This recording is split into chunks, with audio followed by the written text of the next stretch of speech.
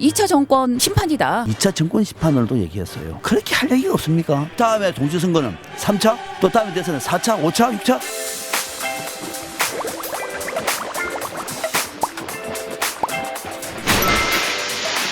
경향방송 FM 90.7MHz 굿모닝 인천 이도영입니다. 박상병 사평론가, 김은경 인하대학교 정치외교학과 초빙 교수 함께합니다. 두 분 안녕하세요. 네, 안녕하십니까? 네, 안녕하세요. 어제 10월 16일 재보궐선거가 끝났는데요. 전국 4곳의 기초단체장을 뽑는 재보궐선거에서 국민의힘이 부산 금정구 구청장 그리고 인천 강화군수 2곳에서 그리고 더불어민주당이 정남 곡성과 영광군수 2곳에서 승리를 했습니다. 여야 4당이 총력을 기울여서 선거전에 뛰어들었는데요. 이변이 나올지 관심이 모아졌습니다만은 거대 양당이 나란히 강세 지역에서 텃밭에서 승리하면서 체면을 세웠습니다.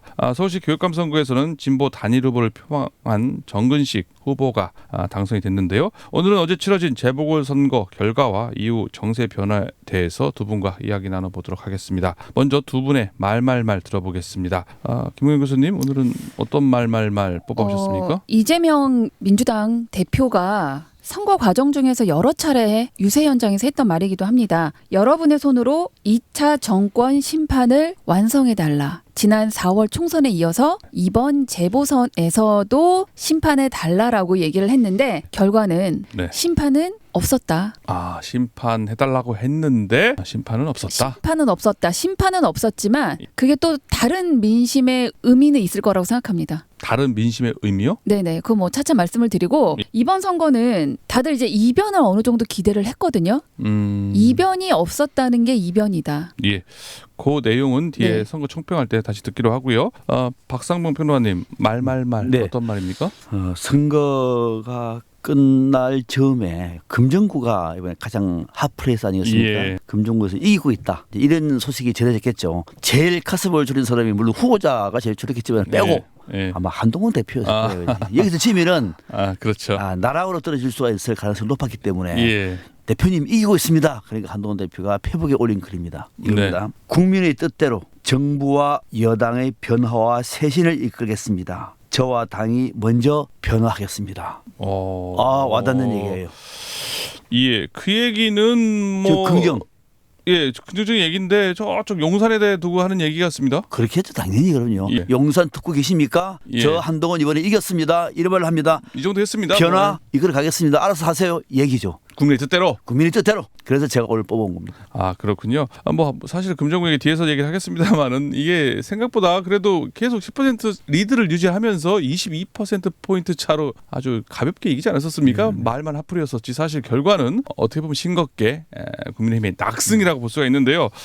뒷얘기 좀 더 하고요. 일단 이번 선거 국민의힘 이제 부산 금정, 인천 강화 2곳 그리고 더불어민주당 정남 곡성과 영광 각각 승리했습니다. 우선 이번 선거 보시고요. 선거 총평부터 듣고 오늘 토론 계속 이어가겠습니다. 김은경 교수님. 선거 결과는 다들 뭐 이변이 없었다. 그리고 예상했던 민주당 텃밭은 민주당이, 국민의힘은 국민의힘 텃밭에서 다 이겼던 그런 결과지만 저는 과정에서는 충분히 서로 안심할 수 있는 지역구가 각각 한 곳밖에 없었어요. 국민의힘은 강화. 민주당 경우에는 한 뭐 3곳 정도 얻을 수 있다. 그리고 뭘 안심한 곳은 이제 곡성 정도, 다른 데는 뭐 초접전이다 뭐 이런 얘기들이 있었는데 결국 과정에서 결과는 2대2. 그 누구에게도 큰 부담을 주지 않는 오히려 뭐 한동훈 당대표에게는 행복을 안겨다 준 그런 결과였지만 저는 과정에선 충분히 국민들의 민심을 보여줬다. 그 결과는 대통령에 대한 지지 가 아니라 결국 대통령과 선을 그으라는 국민의 명령을 국민의힘에게 줬다라고 생각합니다. 지금 뭐 2대2인데요. 네네. 한동훈 대표에게는 행복을 줬다고 했는데요. 네네. 그러면은 이재명 대표한테는 어땠을까요? 사실 이재명 대표는 이 선거의 결과와 상관없이 이겨도 저도 크게 저는 부담은 없었던 이번 선거였다고 생각을 해요. 그리고 3개 지역구까지 얻을 수 있다라는 어떤 좀 기대감이 좀 있어서 뭐 실망은 있을런지 모르겠지만 저는 이번 곡성과 영광의 승리 그리고 금정과 강화도 저는 잘 싸웠다고 생각합니다. 특히 강화의 경우도 강화 많이 지지를 많이 받았더라고요. 잘 싸웠기 때문에 승리는 못했지만 그 결과 과정, 그 결과가 다 과정을 말해주지는 않기 때문에 예. 그 과정에서는 어느 정도 또 다른 민심을 좀 읽을 수 있는 기회였고 민주당 입장에서는 처음부터 크게 부담되는 선거는 네. 아니었다. 네. 이재명 대표가 2차 정권 심판을 완성해달라 했는데 완성은 안 됐지만 네. 약간 심판해줬다. 약간 과정에서 민심을 보여줬다. 예, 조금 네. 강화 같은 경우도 지난번 지방선거에 비해서 투표율도 높았고요. 네네. 또 지지율도 민주당이 7%포인트나 더 많이 받았거든요. 네네, 그렇죠. 그런 것들이 좀 그런 네네. 영향을 미쳤다라고 보는 네네. 거죠. 네. 평론가님은 네, 이번 총평 총평은 위기에 몰렸던 한동훈 되살아났다. 2대1로 비겼는데도요? 금정에서 이겼잖아요. 금정. 되살아났다. 앞서 말씀드린 것처럼 여기서 지면은 네. 사실 끝날 판이 이제죠. 당내 친윤계가 벼르고 있었기 때문에 네. 되살아났다. 이재명 대표는 호남에서도 안정적이구나를 확인하는 계기였다. 이렇게 평가를 하고 예. 하나 덧붙이면은 이재명 대표가 2차 정권 심판을도 얘기했어요. 저는 하나 물어보고 싶어요. 그렇게 할 얘기가 없습니까? 이재명 대표가 언제까지 정권 심판 얘기할 겁니까? 명색이 대한민국 총선에서 압승을 한 당 대표가 자기 대선 주자 1순위 영순위라고 하는 분이 저 지방에 내려가 가지고 내시올 그 얘기가 없어가지고 2차 정권 심판을 얘기합니까? 여기 기초단체장 선거예요. 예. 여기에 그러니까 뭐가 앞뒤를 가리지 못하는 분이에요. 이분은 2차 선거 심판 실패했습니다. 그 이제 심판 안 할 겁니까? 계속 심판한다고 얘기해야 되겠죠. 이렇게 콘텐츠가 없고요. 예. 준비된 게 없고 그냥 윤석열 정권이 무너지는데 분위기 타면서 지금 가고 있는 거예요. 민주당을 보면서 역시 민주당은 이러다가 앞으로 보세요. 2년 반 정도 남았습니다. 예. 대선 큰일 날 가능성이 굉장히 높아 보여요. 전혀 준비가 안 되었어요.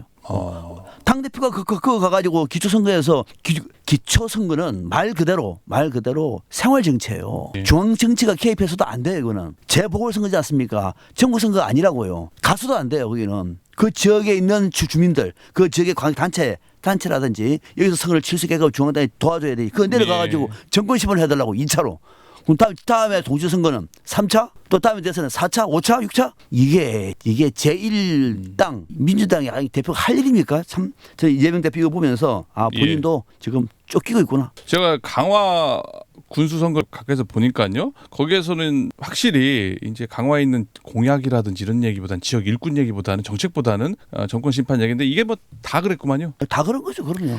근데 저는 좀 다르게 보는데요. 예. 결과적으로는 정권 심판이 아닐런지 모르겠지만 전 내용상으로는 정권 심판이었다. 윤석열 정부에 대한 심판은 확실했다. 그러니까 저는 이번 금정과 강화의 승리는 이걸 현 정부에 대한 비판의 성격이 분명히 있다. 그러니까 저는 이 지지자들이 이 대통령실과 국민의힘을 저는 분리했다고 생각해요. 한동훈 전략이 이번에 선거 전략으로 가져갔던 두 가지가 지역 일꾼론도 있지만 저는 이 선거 기간 내내 대통령실 때리기를 엄청 했거든요. 차별화, 그렇죠. 거리두기. 예. 전과 다른 모습들을 좀 보여줬어요. 한동훈 대표가. 저는 그건 지금은 당이 정부랑 같이 가면 윤석열 대통령과 같이 가면 우리 같이 망한다. 라는 저는 이 위기감을 확실히 보여줬던 선거다. 저는 이번 이 두 곳의 선거 승리는 결국 대통령실에 쓴소리하고 현 정부와 다르게 국민의힘이 제대로 해라라는 저는 그런 신호를 보내줬다라고 생각하기 때문에 어떤 의미에서 결과적으로는 민주당이 승리는 못했지만 깃발은 못 꽂았지만 내용상으로는 이번에도 또 다른 방식의 2차 정권 심판이다. 저는 그렇게 좀 읽었습니다. 그렇다면 한동훈 대표의 그런 전략이요? 좀 통했다라고 볼 수 있겠네요. 예, 저는 전략이 좀 통했다고 봅니다.